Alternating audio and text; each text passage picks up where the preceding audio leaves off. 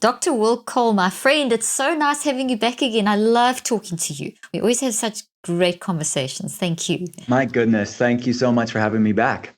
Oh, it's amazing. Your last podcast we did together was such a success. And we had so many friends saying, oh my gosh, that book. And here I got the book, Inflammation Spectrum, your latest book. Love it. And this one, excellent. See, they're right next to me. You love them. And they're so helpful. My one friend I saw her like a few days after our last podcast. And she said, my gosh, that book helped me so much. So I just wanted to tell you, you're having a great impact. So thank you so much. And you've just written another book. Well, you're finishing it like me. We're both releasing the book next March. So you've been going through what I've been going through.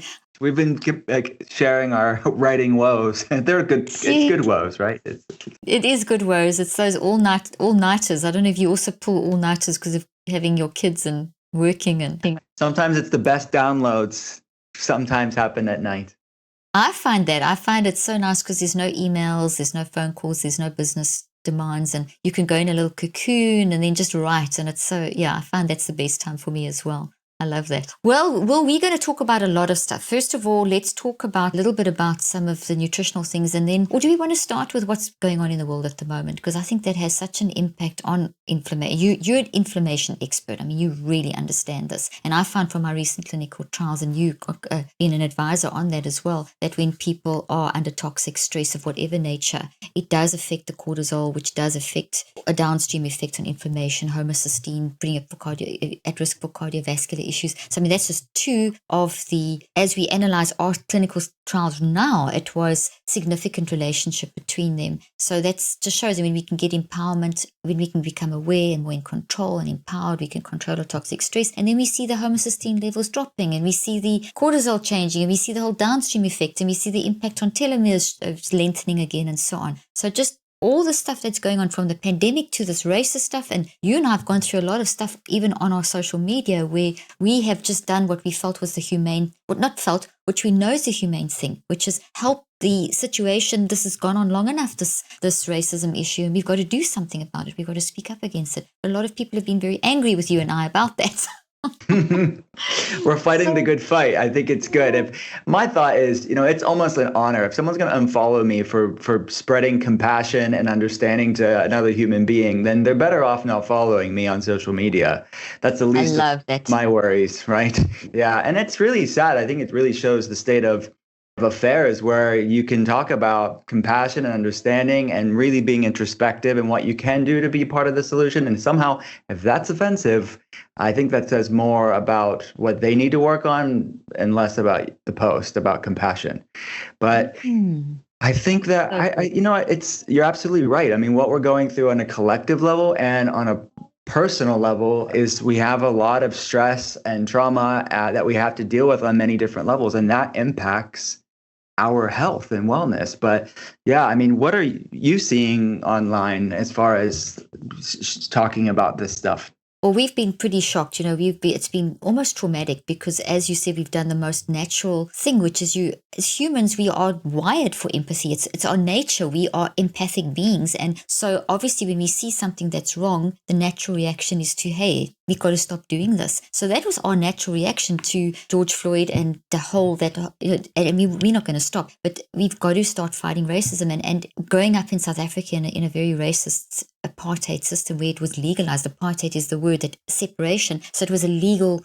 It was a policy. It was legal. And then it was changed when Mandela came into power, and I worked in the apartheid in the transition area. So I saw the effects firsthand of racism, but it doesn't make me able to even understand what it feels to be black. I have 2 black son-in-laws. It still doesn't give me even the remotest understanding. I can see the effects, and the effects break my heart. And that's why we made a decision as an organization and as just being humans to speak up and to encourage people to be aware. Because I know from my research that if you're not aware of a toxic thought, I've got a toxic tree here. If you're not aware of a toxic thought, you can't change it. And racism is a toxic thought. When anyone is made to be, that they're scared to drive in their car and drive around, they're scared to call someone to help them, like a policeman, because they might get shot, where they immediately assume they've got to. One of the interviews I did was with a friend who's called Latanya, and she was told to take the la off her name in order to get a job because it's too black. I mean, this is not right. This is where the people are being shot in their bed. As humans, you cannot not speak up. And so it's not in our view, that is not creating division. That is creating awareness, because we know scientifically, unless we are aware, we cannot change. If it's in just shoved down and we just carry on, that's not going to help. And part of the research I did years ago was looking at change in organizations. You get these little, in general, people, what happens is that people will change, and then then they kind of drop back, and then there's a bit of change and they drop back. So it does kind of, but it kind of is this flat line, a line that's going like this. But it's not until you're deliberately, consciously aware that this is wrong, we need to change it, and you keep it in conscious awareness for long enough to make the change, that we will see the 35 to 75% changes to the 100% changes that are required. So we wanted to be part, our decision has been to help create an awareness, and we're doing a challenge, we're doing these challenges to help people, we're doing what we can. So that's our take. I love that. Yeah. Something that you mentioned, the emergency room analogy, I heard another connection between the triggering that's going on amongst white people hearing about this stuff that we need to be facing is, the parable in the Bible talking about the prodigal son, and the father, he saw his son that was hurting and in need and ran to him. And what did the other son do? This other son said, well, what about me? Basically he was saying all lives matter. And it's like, no, right now the son is hurting and coming and needs our help. And I think that's the heart of God. And I think that should be the heart of each and every one of us, is that we need to help those that are hurting and in need. Yeah, exactly that. It's the most logical thing. It doesn't mean you're ignoring the others. So yeah, that goes without saying. So I think what you said in the beginning about if people are being offended or getting offended by us focusing on something, well then if compassion offends you, then as you say, it's better not to follow us. So, and that in itself is toxic. And, so we'd rather people not be toxic, because toxicity causes brain damage and inflammation. So we'll talk to us about trauma and inflammation. And this is really the heart of your work and the heart of what I try to put out there, that in the Western thought is that it's this separate thing. Like mental health and physical health are two separate things, but it's this bidirectional relationship between our thoughts and emotions and our physiology, as you explore wonderfully in the research and actually show the science behind it. It's playing out in people's lives on a daily basis, is that their thoughts and emotions, stressful life events, traumatic life events, just growing up in a certain society, or on a personal level, maybe it's a stressful relationship, maybe it's a toxic work environment, whatever it is. This is external mental emotional stress is impacting their physiology. It is amplifying your body's sympathetic fight or flight state, and it's really impacting your body's adaptation to stress. So the main system that we're looking at here is the hypothalamic pituitary adrenal axis. So the body is obviously wonderfully created, and the body wants to create homeostasis or balance. So you have this brain adrenal communication line where cortisol is supposed to help your body regulate stress, because cortisol, again, it's not inherently bad. God created it, but we want balanced circadian rhythm. And this nice S-shaped curve of cortisol, slightly higher in the morning to wake us up in the morning, and then a nice S-shaped curve where cortisol is lower in the night. So serotonin can convert into melatonin, and for you to get a nice restful sleep. But many people, because they're in this constant stressed state, whether they're micro stresses or they're in a full overtly stressful event, cortisol is not being able to be regulated properly because inflammation is out of control. So the cortisol is an immunosuppressant. It's an anti-inflammatory endogenously made by our body, that the body wants to bring inflammation levels down to create balance and homeostasis. So this is really the state of a lot of people around the world right now, whether they know it or not.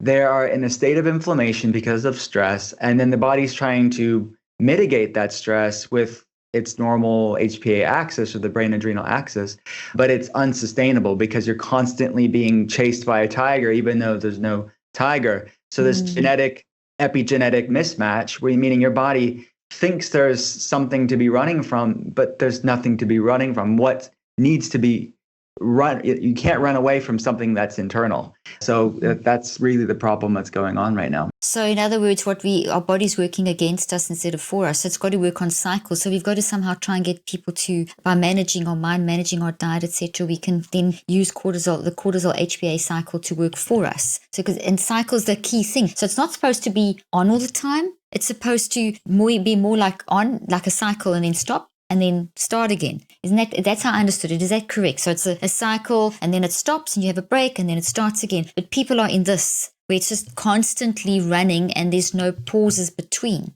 Right. And it's that balance. And when you have a lot, it's the Goldilocks principle, right? Not too high, not too low, just right. Just like the children's porridge.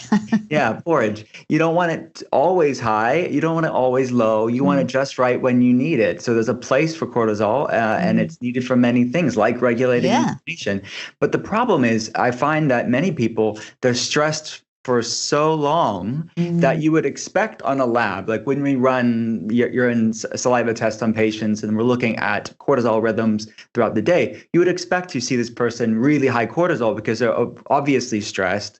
They're going through inflammation. You expect the body to try to bring the inflammation levels down through cortisol. But what you find is that you have really erratic, like a roller coaster cortisol, or they've been stressed for so long they have really low cortisol, meaning the body's not even able to even put out the effort anymore. It's just more of a chronic form of an HPA axis issue. So what is commonly referred to as adrenal fatigue is what we're talking about. Is really a brain-based issue. It's the HPA axis that's the problem. So it's not the adrenal glands that are the issue, it's the brain.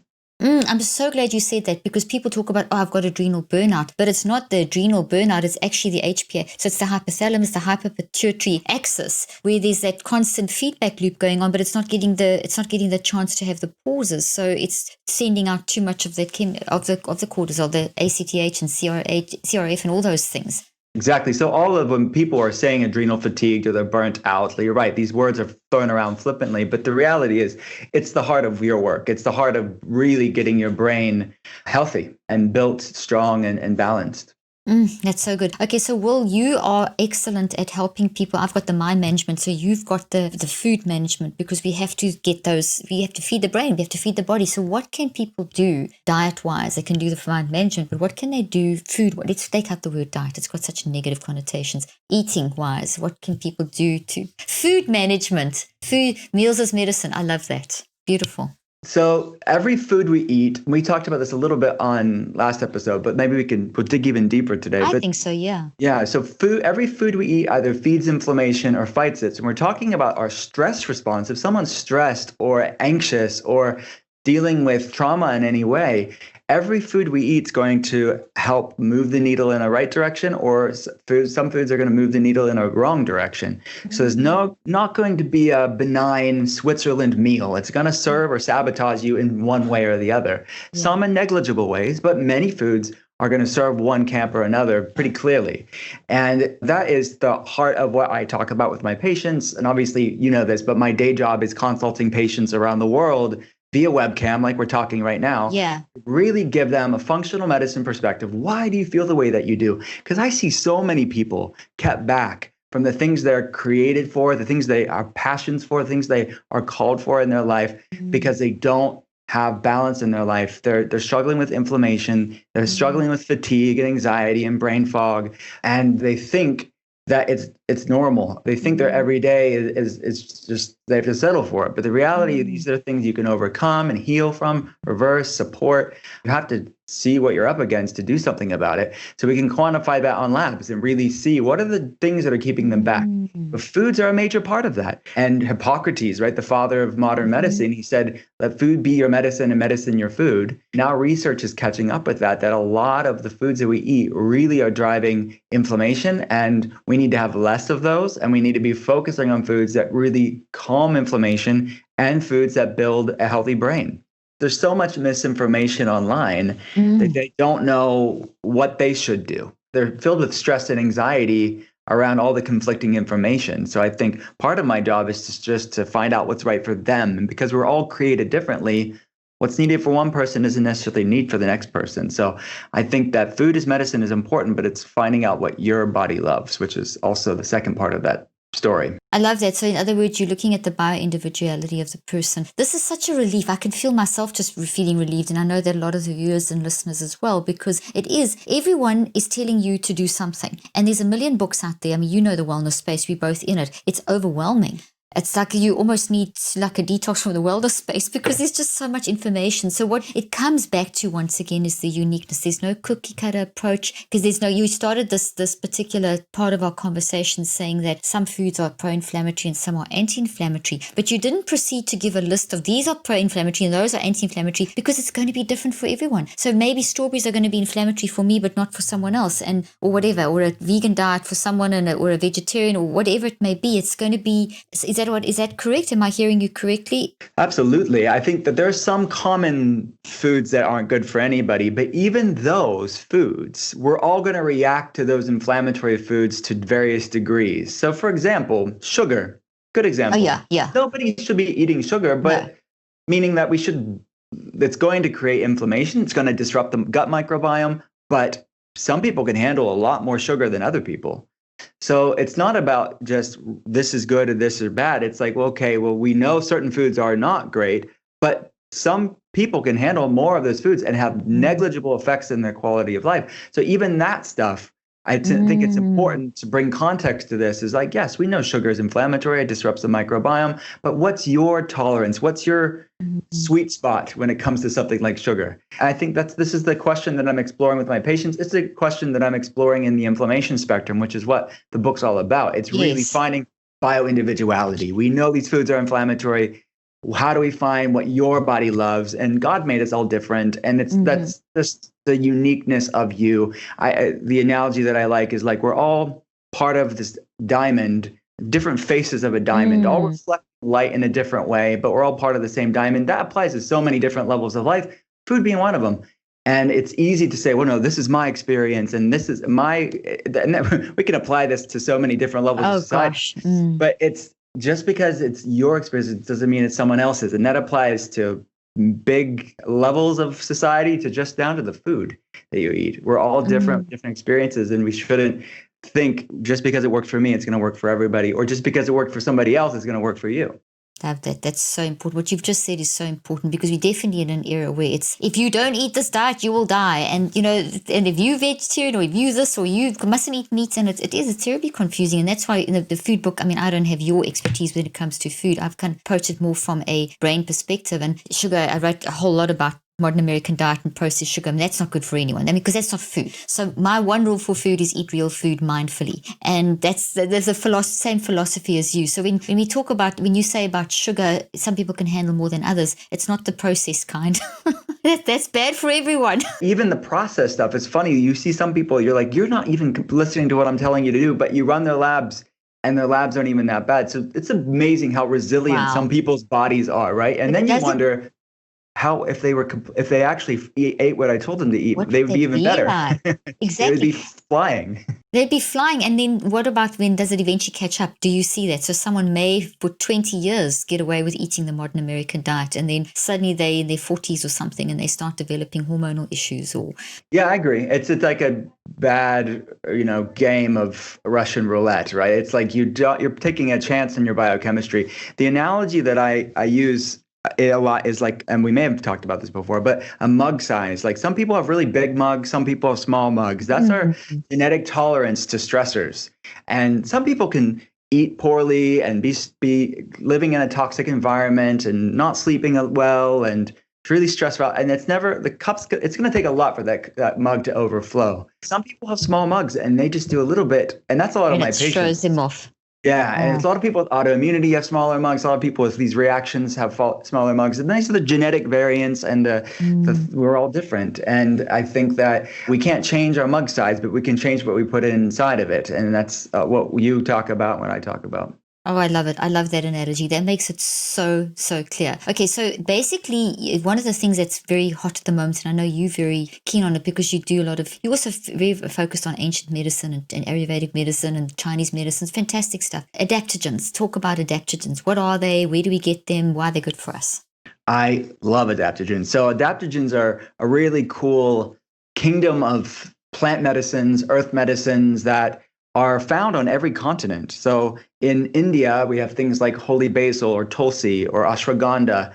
In like Northern Europe, there was things like rhodiola or Siberian ginseng. And you can go in South America, you can look at things like maca. So there are all around the world different plant or earth medicines have been used in traditional societies for a long time as ways to help bring balance to the body. Now, science is catching up with ancient wisdom and how the mechanisms at play here. And the adaptogens have an amazing ability to balance your body. So it's mainly brain-based balance. So when you're looking at the hypothalamic pituitary adrenal axis, the brain adrenal axis, or the brain ovarian axis, or the brain thyroid axis, these brain-based endocrine problems, hormonal problems, the research is showing how these adaptogens, things like holy basil, things like ashwagandha, things like rhodiola, all these weird named things are herbs and plants, but research is showing, whoa, they have a very calming effect on the body. They balance these stress responses in the body. They kind of shift the body from the sympathetic fight or flight, I'm always stressed out state to a parasympathetic resting, digesting, anti-inflammatory state.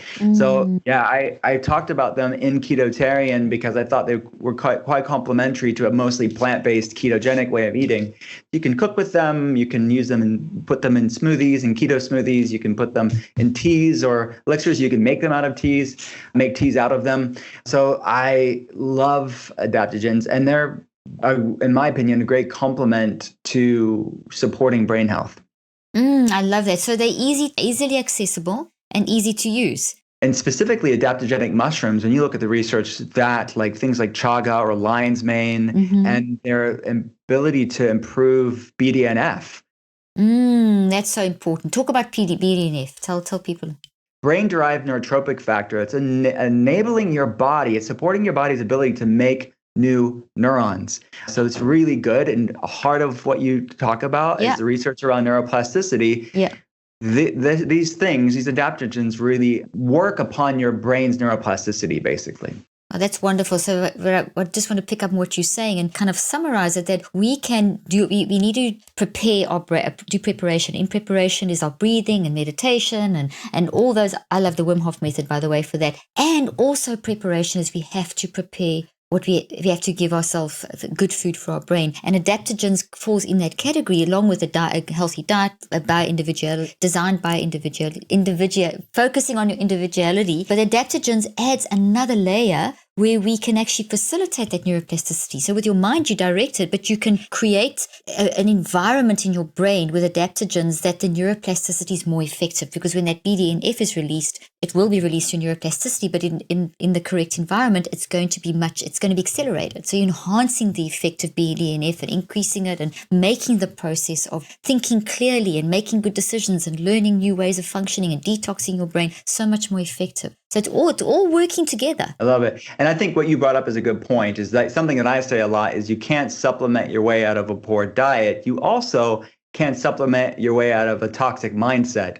So I think your 5 steps, this work you have to do. You can't just take an adaptogen tea and be in a toxic mindset and think you're going to undo that. So you still have to do the exercise. And I love the way you say that, because also people think, well, I'll do the breathing, which does adrenaline resets and it does all this incredible stuff. But then you've still got to go through the rest of the day. So you have to be managing your mind. So we've got to always get the 2 elements, the spirit, soul, or the spirit and the body, the mind and the body working together all the time. And that's why I like what you do, because you always focus around that too, which is so amazing. Okay, so how can they help us in terms of mental health and physical health? You've given the basic.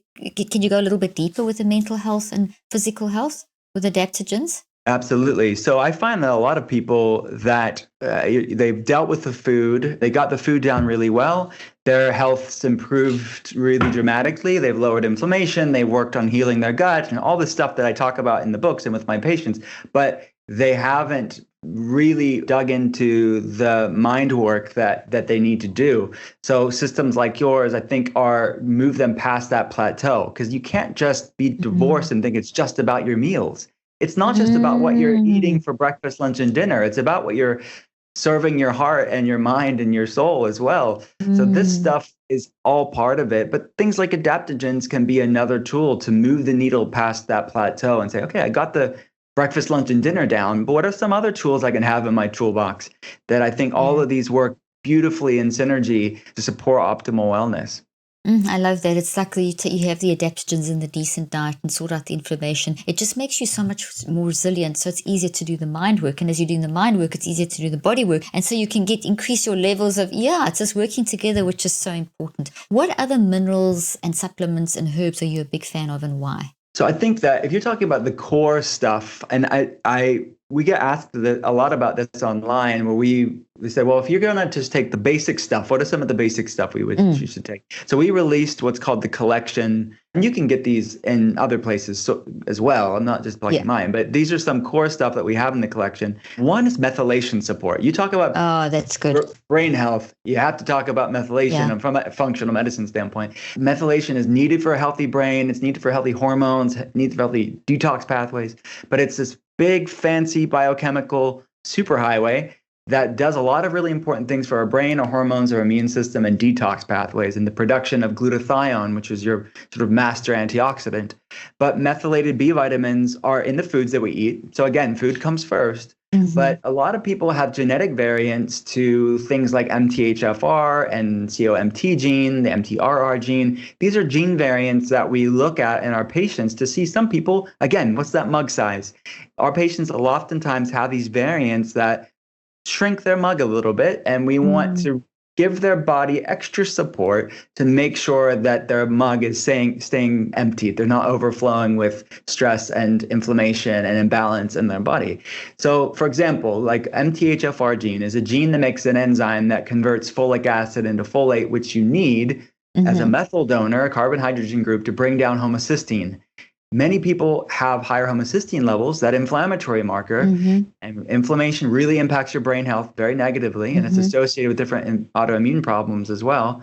And dementias and heart issues, Right, exactly. So it increases blood-brain barrier permeability. It's associated with cardiovascular markers. I know that's a marker that you look to. We want homocysteine in functional medicine to be under 7, but B vitamins help to keep that in check and do a lot of other important things for our body as well. So B vitamins, I think vitamin D3 with the... Can I ask you a quickest question about the method? Not many people may know about what methylation is and how it's related to epigenetics. Can you explain that just a little bit? And it's in the B vitamins, so that makes, because there's that great study with the agouti mice where it was really first discovered when it was really first put on the map, I should say. It wasn't the first time it was discovered. But can you explain that, just the importance of what methylation is actually doing on a genetic level as well? Absolutely. So the old view was that, if my mom had something, if my dad had something, it was genetics was entirely the your lot in life. It was going to be, exactly. That we had no agency over our wellness. But the reality is that there are many studies that show anywhere between 68 to 91%, depending on the case you're looking at, the majority of how long or healthy somebody lives is due to epigenetics, not genetics, or the choices that we make in our life. Those the foods we're not eating or the foods we are eating, our stress levels, our exposure to toxins, our gut health, all of these things, our sleep, physical activity, all of these things are constantly and brilliantly, dynamically influencing genetic expression. So the genetics is not this predestination. It's a light switch that's constantly being upregulated or downregulated through all of the choices you make every day. We all make every day. So this is really a message of self-responsibility, of really freedom in many ways, that you don't have to be a statistic to maybe what your family has gone through. We wield a lot of influence. So this is really a message of hope, I think, for people. But anyways, methylation is needed for the supporting of these really good genetics in our body, because the more in many different ways it's doing this. One is keeping the inflammation levels down. The other thing is that it's supporting glutathione production, and it's keeping these good genes turned on, and it's keeping the bad genes turned off. Yeah. So that's in a nutshell why we need healthy methylation. So important, And I think it's almost been underrated, and now it's become people are so much more aware of it. So that's part of the collection. That's one of the first things, is to get the more methyl groups, and you get that through the B vitamins. So you've got that in, okay. So methylfolate, methylcobalamin, these are B vitamins that help support methylation. Vitamin D3, K2, which is responsible for, vitamin D is responsible for over 2,000 different genetic pathways. Super important for your brain, very important for your immune system. it's almost like a hormone. We call it vitamin D, but it acts as almost a pro-hormone. Every cell of your body has a vitamin D receptor site. So it's equal to like the thyroid. I see the thyroid hormone and vitamin D is like the queen and king of all hormones, and they govern so much. So why, if your vitamin D is off and your thyroid hormone's off, it's going to really The impact king your and queen of hormones. I love it. It's the king and queen vitamin D. Okay, so that's so good. It really is a hormone. Exactly. And you can tell I think about these things too much, where I make little characters out of. I love it. The king and the queen. No, it makes it so much easier. We've already got these images in our brain, so it's great. Okay, so that's the second one. So that's the D3 and K2 is like the lesser known fat soluble vitamin that you need, but it's honestly just almost as important. Let's not say as important, but almost as important, very important as vitamin D3, K2. Now you can get K1 through eating green leafy vegetables, because your body's going to take K1 and then ferment it in your gut, because your body's brilliant, and then it converts K1 into K2. But many people have really disrupted gut microbiomes. They can't do it. Yeah, they're not doing it very well. The bioavailability is pretty poor. So you want to give your body bioavailable K2. Now you can get that from things like organ meats, like beef liver, things like ghee, clarified butter. You can get that from a plant-based source called natto. It's a fermented soybean, and there's other fermented foods that have it too, because it's basically producing the K2 in its fermentation in the food source. But most people aren't eating those foods in ample amounts, so that's why supplementation is a good idea for most of us, unless you're really focusing on those food medicines every day. So that's another one. And then curcumin. Can I just undergird what you've just said there? If you're not eating those sources of K2, you need to supplement with K2, because without K2, it's going to, your inflammation, it's basically your body can't run properly. You've got your body runs on a multitude of different things. And I think the whole supplement industry's confused everyone, because they think, well, if I have lots of vitamin C, I'm not going to get a cold. Meanwhile, too much vitamin C can give you cancer. So, it's a matter of having the basics. So I'm so glad that you have this collection of the basics that people can actually refer back to. And there's certain basics that you need in order for your body they work together in order for your body to function. Exactly. So it's targeting specific deficiencies that are very common around the world, because food should be primary, but these key things, because our food supply isn't what it once was. Yeah. We're not eating, the soil's depleted. We're not focusing on these nutrient dense foods. Even the best of us, even the most focused on us, aren't eating these things every day. So it's good to give your body these common things that it's deficient in. Yeah, so that curcumin is one way to keep inflammation levels balanced and support healthy, balanced inflammation. Remember, inflammation is not inherently bad either. God created that too. It's just about having balanced inflammation. So your body, when it needs to fight off viruses or fight off bacteria, you want inflammation levels to come up, but you don't want it to stay up for too high too long, just like that brain adrenal axis with cortisol. You don't want inflammation levels high. So turmeric helps to balance that. I want to ask about, I love your analogy there, because inflammation, everyone thinks inflammation because there's so much there's so much talk around inflammation being bad and it causes diseases, which it does. But what hasn't been said is what you just said now, which is inflammation's good for us. It's like that the old-fashioned battles where they had the army tent. When the wounded soldiers are brought to the army tent and it's up for a while, then they remove them, the tent comes down and they're healed again, kind of thing. That concept. So inflammation is a warning signal to the body to produce the stem cells, etc. In the same way, depression and anxiety are like are the same things. They're actually good for us because they wake us up to something that's going on. And it's only when they become unmanaged that they become the issue. Same kind of philosophy. I just wanted to throw that in there. Yeah, it's really good. Like these things, the analogy that I use there is a check engine light. Like the check engine light that's on in the car. And that's how you see it. That's how we see it in functional medicine too, is that the anxiety and depression is the check engine light. You don't cover the check engine light and say, see you in 6 months. You want to actually, what's underneath the hood that's going on there that needs to be dealt with? Check the engine. I love that. Yeah. Check the engine. That's so good. I'm going to steal your analogy and give you credit. I promise I'll give you credit. I don't need it, but we could keep talking about these things. But it's like, but honestly, you would all get a new mechanic if you took your car to the mechanic and he just covered up the check engine light and said, see you in 6 months. Exactly. He's not fixing the problem. Well, many people aren't fixing the problem. They're just taking that toxic stuff and shoving it down. They're just taking that with the food and not fixing it. Yeah, that's so good. So we talked about B vitamins, D, fish, K2, And K2. omega fish oil is another one for sure. Okay. Was there something after the K2? D3, K2, turmeric. Turmeric, that's right. And then the omegas. Okay. Omegas, yeah. So you can get shorter chain omega fats from things like flaxseed oil or flax seeds or chia seeds or nuts and seeds, which is fine. You need those too. But again, the conversion is not great. So I would recommend you getting some long chain omega fats, which is in the form of fish oil, or you could do krill oil. You could even do like an algae-based oil, which is also going to be the longer chains too. But those are needed because that's the more bioavailable. So a lot of the things we get from foods have to be converted. So you want to have some of the other kinds, but you also want some of the bioavailable kinds. So just like I mentioned earlier with the conversion of K1 to K2, you also want to make sure that you're getting some of the bioavailable omega fats. Again, getting them from your meals with wild caught fish, or how many people are having regular omega wild fats caught in the form fish, of fish? Not very often. If you are, fantastic. You're going to need less of the supplementation. But if you're not having it regularly, then I would say consider finding a good pure omega fish fat oil.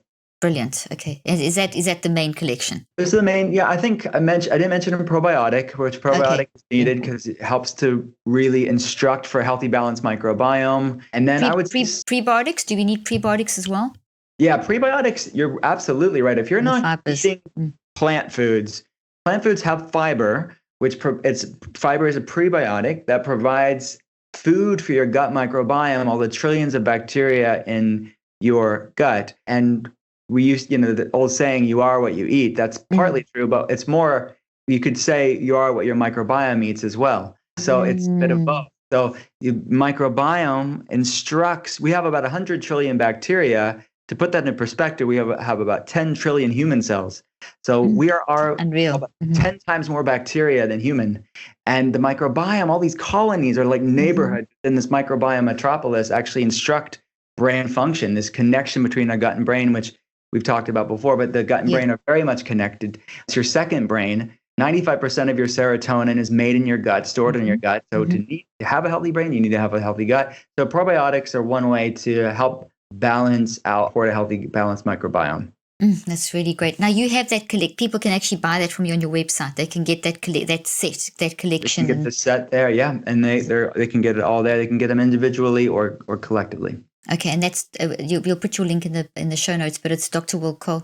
Yeah, drwillcole.com. Okay, fantastic. That's wonderful. That makes it so simple. And people can start then, obviously, then if they want to know if there's more that they're needing, they can consult, you do private consultations and you can then do all the lab work and they can really go into get their health sorted out. That's amazing. Okay, so I just want to ask, I've got so many questions. Okay, how do we ensure that we are getting the best quality products and not just buying an expensive fad? It's a good question. It's good. In many ways, you get what you pay for a lot of times with the supplement things is because you can get any old cheap thing that's mass produced, oftentimes coming from China, where labor is really cheap and it's you're supporting the wrong thing there. You're supporting the wrong thing. Yeah, so it's not fair trade in any way, and you can get cheap products with that. And not to say that always applies. There are exceptions to that, but just generally speaking, we are really vetting, and the labs that we use really vet quality, and they triple test everything for purity there, and they will send it back. If they're getting raw materials that isn't good, they will send it back. And all the scientists at the lab that we use, they don't accept anything less than the best. And they look at here's a perfect example here is when you have blends of herbs or blends of nutrients, and you have like this herb and this herb and this herb, they're all grown and brought in at different dates. You have to look at the date of all of them together because one's going to possibly expire quicker than the other. So goodness, yeah. You have to look at the potency and the effectiveness of it, because I think that a lot of times you just have to go for reputable places. I'm not saying, because my main job is not supplements. So if you don't, you have to, the lab that you go to or the company that you're using, you have to make sure they're well respected, they're doing third-party testing, and they're really doing their due diligence to provide good quality things. Because there is a lot of stuff online, Amazon, if you took any supplement, it's pages and pages and pages. Oh, it's crazy. Yeah, so do your vetting. And we've written over the years a lot of different companies that we love as well that are providing good things, and people can get them online too. You've written about that in your blogs and on your website and everything. And you're a regular contributor to your blogs. You write blogs for us on a regular basis, and they're great. So you've got a lot of information in them. Now, that's excellent. Okay, so you're a leading voice in the wellness, the whole wellness community. I mean, you really are a big one. And you've come into contact with so many people, maybe even patients that struggle with orthorexia. So not the anorexia, the orthorexia. And this is becoming more and more spoken about. And, when I've put a post about orthorexia or bring it up, a lot of people say that they've never even heard of it before. And so coming from that angle of being an expert and a huge voice in the wellness space, what's going on with orthorexia? Because it seems to be on the rise, and it's kind of almost tipped the balance in the wrong direction. It has. And thank you for giving me the chance to talk about this on your blog too. I wrote an article for people that want to go back. So good. Yeah. It's on your blog. But orthorexia is disordered eating, an eating disorder around healthy eating. And, I'm very conscious of the fact that when I'm talking about these healthy things, that there's going to be some people that they don't have the vessel to contain the information that we're even talking about. So all of this has to be predicated upon a grace and a lightness to really say, not about stressing or shaming or obsessing your way into wellness. You cannot stress and obsess your way into wellness. You can't do it. It's antithetical to wellness. So you have to you progress and lean into these things with the capacity where you're at this point in your journey. Because even if you're leaning into something, even if it's incremental, as long as you're progressing over time, I find that the more you feel healthy, the more you work on your mind health and your brain health, the more you're looking at these food medicines, the more you've lowered your inflammation, worked on your gut health, your vessel expands and you can contain more information. So I would say start off low and slow, and don't feel like you have to be perfect and solve all the world's problems with your breakfast, lunch, and dinner and wellness overnight, because you just have to start making incremental changes. And I think that that's a really important thing to talk about, because orthorexia is a eating disorder around healthy eating, where you see a lot of people have an eating disorder disguised as a wellness practice, where they think they're such obsessed about, hyper-focused on all these things, that it's a good thing really used for bad purposes. It's a good thing used for really destructive purposes. So you cannot do that. There cannot be a sense of abuse when you're talking about things like wellness and food and dieting and things like that. So when, for example, if I'm talking about intermittent fasting is an amazing tool, but it can also be for somebody that has the sort of unhealthy relationship with food or unhealthy relationship with their body or themselves. They can really use intermittent fasting and abuse that.